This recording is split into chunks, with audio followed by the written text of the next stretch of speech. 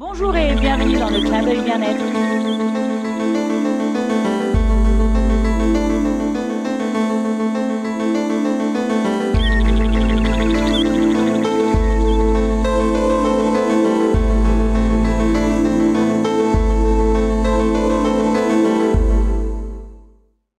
Bonjour et bienvenue dans le clin d'œil bien-être.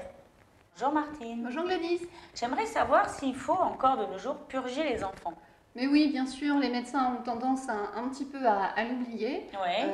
On ne le fait plus. Et surtout, dans la tradition créole, moi, l'arrière-grand-père de mon fils, tous les mois, on avait le droit à la petite purge. Hein, Voilà, on regardait la tout à lune. fait.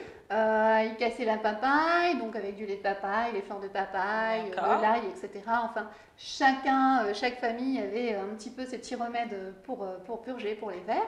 Et quand on purgeait tout le monde en même temps. Hein, Toute la famille, tout à fait. Comme moi, je purgeais les enfants, je purgeais les chiens, les chats, etc. Donc quand on le fait, il faut purger tout le monde. Mais purger, pardon, pourquoi faire? Pourquoi? Pour les vers. Donc les vers D'accord. intestinaux.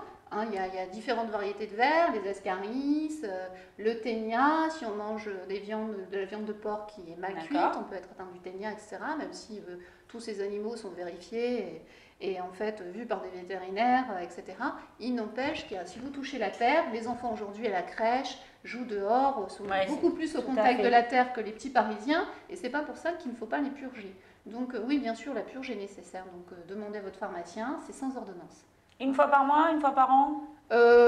Régulièrement, tous les 6 mois. Tous les 6 mois minimum, et toujours bien veiller à ce que les enfants ne se grattent pas les fesses, c'est un signe. Hein. Donc, bien veiller à cela. Et puis surtout, n'hésitez pas à demander conseil auprès de votre pharmacien qui vous conseillera ou les plantes ou un médicament allopathique. D'accord, très bien. Ben, je te remercie. Je te prie. À bientôt. À bientôt. Au revoir et à bientôt pour le prochain clin d'œil bien-être.